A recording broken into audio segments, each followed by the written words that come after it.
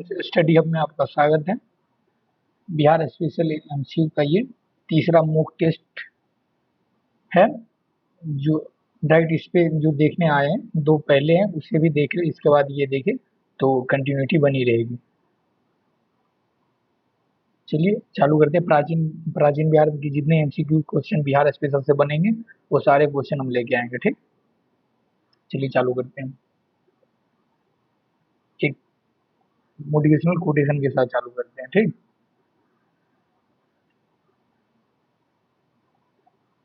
जीत लो हर लम्हा बीत जाने से पहले, लौट कर यादें आती वक्त नहीं दोस्त। ठीक, चलिए चालू करते हैं। मौर्यकालीन गुप्तचर व्यवस्था कितने भागों में विभक्त थी? तो बताइए कितने भागों में विभक्त थी। पहले हम देखेंगे कि अब मतलब क्वेश्चन बनाने से पहले देखेंगे कि मेरे बैकग्राउंड में मतलब क्या चल रहा है, मतलब दिमाग में क्या चल रहा है, कितने होने चाहिए। ऑप्शन देखिए, 2 होने चाहिए, 3 होने चाहिए, 4 होने चाहिए, 5 होने चाहिए। तो ये पहले देखेंगे। तो पढ़े होंगे तो क्लिक तो करेगा ये इसमें आंसर कौन से होगा। और वैसे हम क्विक रिवीजन में बताए हैं, तो अगर आप इसका ज़्यादा डिटेल देखना चाहें तो क्विक रिवीजन वाला वीडियो आप देखें जाके जरूर। तो इसका इसका आंसर देखें तो मौर्यकालीन गुप्तचर व्यवस्था 2 भागों में विभक्त थी, और वो कौन कौन सी थी। तो संथरा थी, और एक संस्था थी, और एक संचार थी। संस्था, एक संचार। ये संगठित गुप्तचर व्यवस्था थी, और ये घुमक्कड़।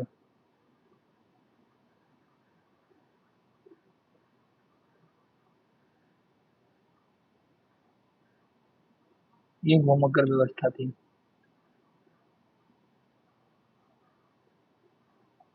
ठीक, मौर्यकालीन राजस्व के कितने स्रोत थे? तो मौर्य काल में देखे तो राजस्व के कितने स्रोत थे? 5 स्रोत थे, 6 स्रोत थे, 8 स्रोत थे। तो हम लोग पढ़े थे, कुछ रिवीजन किए थे कि इसके 7 स्रोत से मौर्यकालीन समय में 7 स्रोत थे। और वो आय के साथ, और वो कौन कौन से थे? तो पहला देखिए तो दुर्ग था, दूसरा देखिए तो राष्ट्र, तीसरा देखिए तो खनी था, चौथा देखिए तो सेतु था, इधर पचमा देखे तो वन था,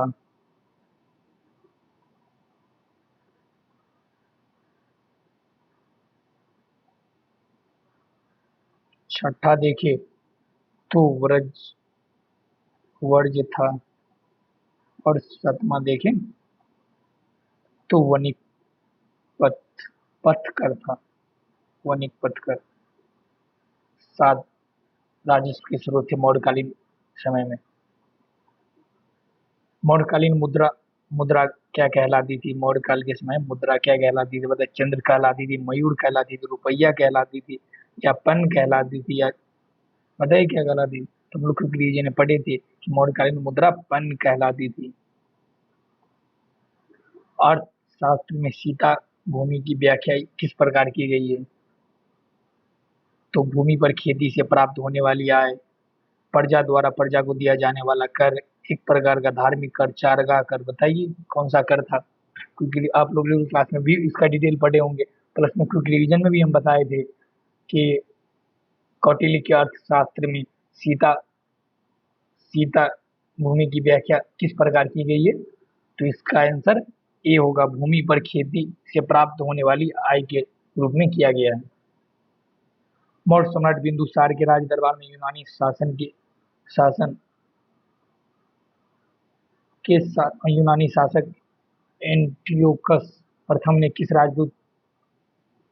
राजदूत बनाकर भेजा था बिंदुसार के दरबार में? पहले तो मेगास्थनीज नहीं होगा, पहले देखेंगे कौन सा नहीं होगा। मेगास्थनीज तो नहीं होगा, क्योंकि ये सेल्यूकस निकेटर द्वारा चंद्रगुप्त मौर्य के समय में भेजा गया था। ये तो पहला नहीं होगा, इसके चलते दूसरा भी नहीं होगा। ये यहाँ डाइमेकस होगा, डाइमेकस। ठीक, मिसप्रिंट हो गया।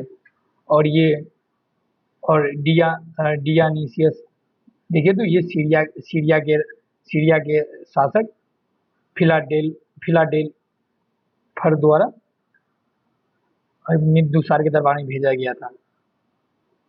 तो इसका आंसर ये भी नहीं होगा, इसका ये नहीं, तो इसका आंसर ये है डायमिकस।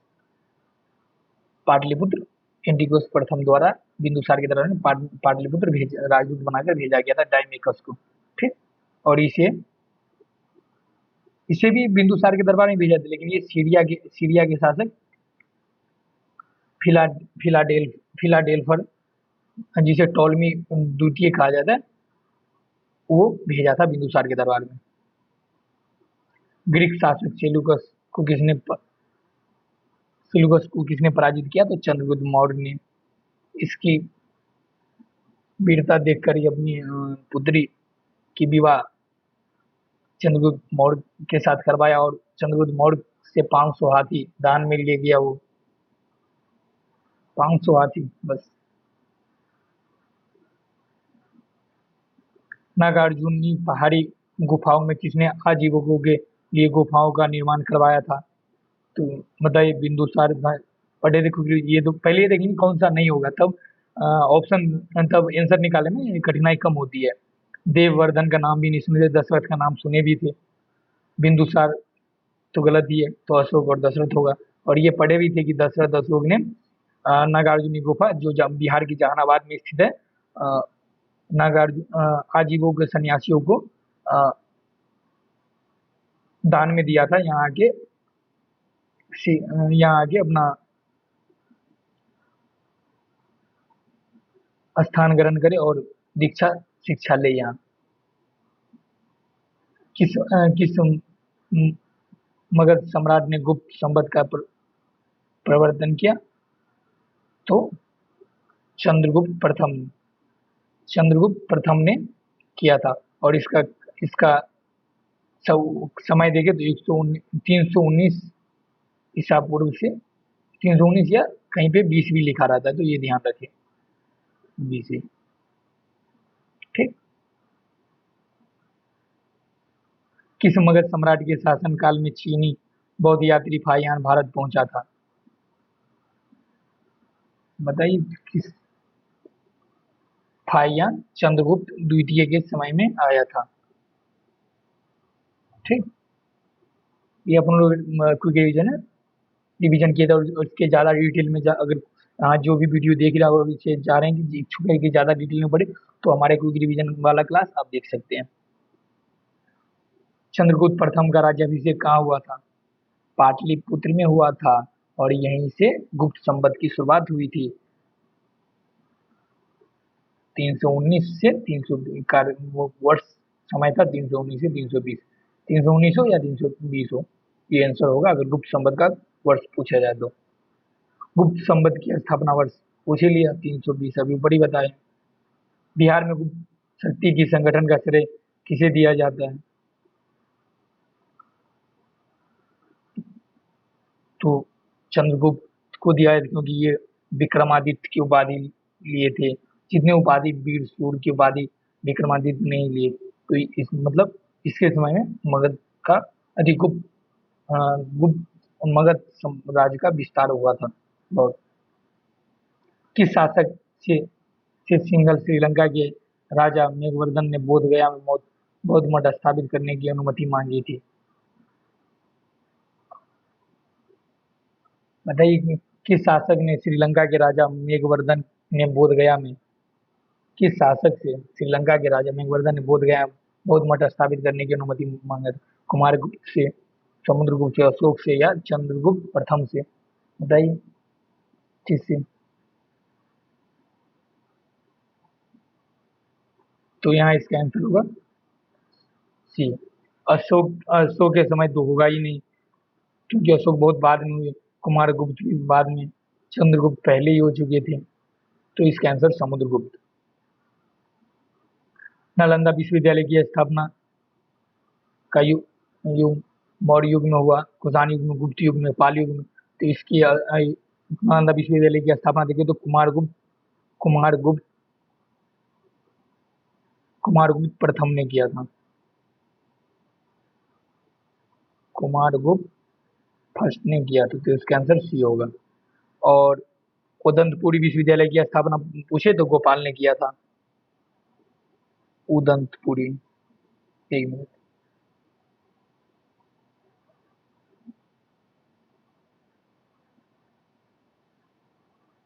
उदंतपुरी विश्वविद्यालय की स्थापना गोपाल ने किया था, वो पाल वंश के थे। और विक्रमशिला विश्वविद्यालय की स्थापना पूछे तो धर्मपाल ने किया था।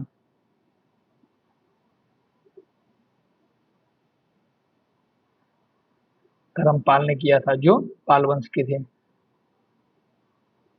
नालंदा विश्वविद्यालय की स्थापना किसने? कुमारगुप्त ने, ऊपर ही बताए थे।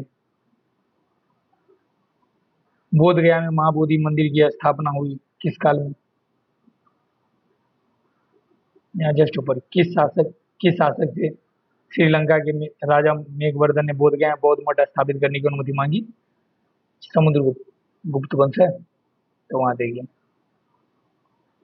गुप्त काल में।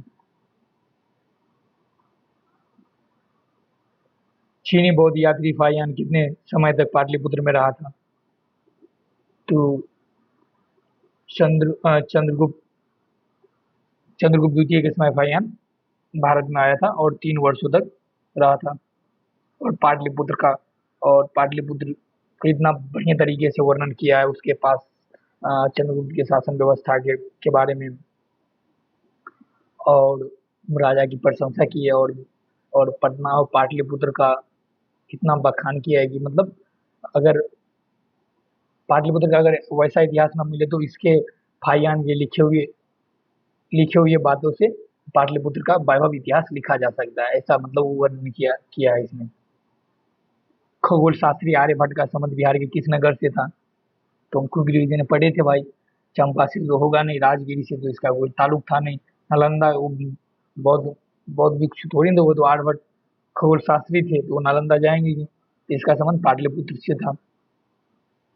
किसने यह वर्णन किया कि किसने यह वर्णन किया कि मध्य भारत में सभी देशों में मगध देश में सर्वाधिक सर्वाधिक नगरों में उन्नत है? यहाँ से होगा, धनपतियों ने यहाँ चिकित्सालय बनवाए थे जहाँ रोगियों की निःशुल्क भोजन दवाएं दी जाती थी। सर्वाधिक समृद्ध किसने कहा था? इत सिंह कहा था, ह्यून सेन कहा था, फाइयान कहा था, मेगास्थनीज कहा था? इत सिंह और वेंसांग हर्षवर्धन के काल में इंडिया में आए थे, हर्षवर्धन के काल में। ठीक, इत मेगास्थनी फाइयान तो चंद्रगुप्त द्वितीय हुआ के शासन काल में आए थे। ठीक, और ये तो चंद्रगुप्त मौर्य के समय में।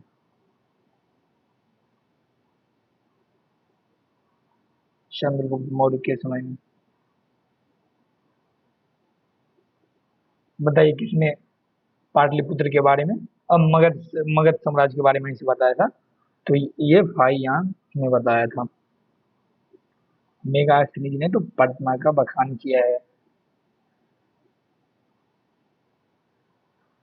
चीनी बौद्ध तीर्थ ह्वेनसांग बिहार के किस विश्वविद्यालय किस विश्वविद्यालय में अध्ययन किया था? तो उस टाइम में प्रसिद्ध विश्वविद्यालय बौद्ध बौद्ध तीर्थ यात्रियों के लिए माने तो नालंदा विश्वविद्यालय था। चीनी बौद्ध यात्री इत सिंह बिहार के किस विश्वविद्यालय में 10 वर्षों तक अध्ययन किया? तो वो भी नालंदा विश्वविद्यालय में ही अध्ययन किए थे। बौद्ध महाबोधि वृक्ष को क्षति पहुंचाने वाले कौन थे? तो ये शशांक था। ठीक, ह्वेनसेंग के अनुसार शशांक बौद्ध ह्वेनसांग अपने विवरण में लिखते हैं कि शशांक ने बौद्ध वृक्ष को कटवा दिया, मतलब उस बौद्ध धर्म से इतना नफरत करने लगा था, और उनकी पटना से उसके पद चिन्ह सभी गंगा में भिजवा दिए। तो ऐसे अगर पूछे कि पटना से बौद्ध के पद चिन्हों को किसने गंगा में फेंकवा दिया तो शशांक ने फेंकवाया था। गुप्तवंशी शासक किस धर्म को मानने वाले थे? तो गुप्तवंशी शासक किस धर्म को मानने वाले थे? जैन वैष्णव शायद। तो उस टाइम में प्रसिद्ध बौद्ध जैन था, तो ये पहले वैष्णव और शायद दो हट गया। अब इसी दो में कंफ्यूजन है कि गुप्तवंशी। तो देखें तो बौद्ध धर्म, अगर यहाँ अगर सोचे तो बौद्ध धर्म क्या नालंदा विश्वविद्यालय कुमार गुप्त ने स्थापना करवाया था। तो जो बौद्ध धर्म के अनुयायी होंगे वही तो उस धर्म के लिए कोई विश्वविद्यालय स्थापना करवाएंगे। तो यहाँ मतलब अगर इतना तक सोच पाएंगे तो बौद्ध धर्म इसका आंसर आराम से मार के आ सकते हैं, अगर ना पता रहे तब भी। मगध के किस प्रवृत्ति गुप्त वंश का अंतिम शासक था?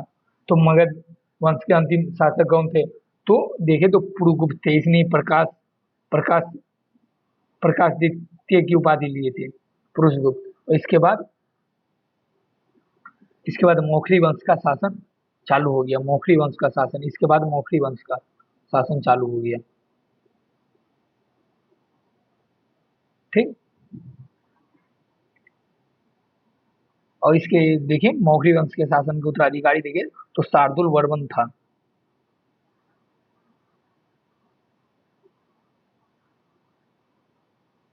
गुप्त काल की समाप्ति के बाद किस वंश का शासन मगध में स्थापित हुआ? तो मौखरी वंश का हुआ।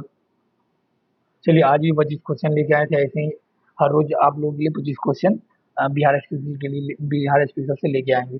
चलिए आशा करते हैं अच्छा लगा होगा। धन्यवाद। अगर वीडियो आप लोग देखते हैं तो अपने दोस्तों को भी शेयर कीजिए। ठीक। चलिए धन्यवाद।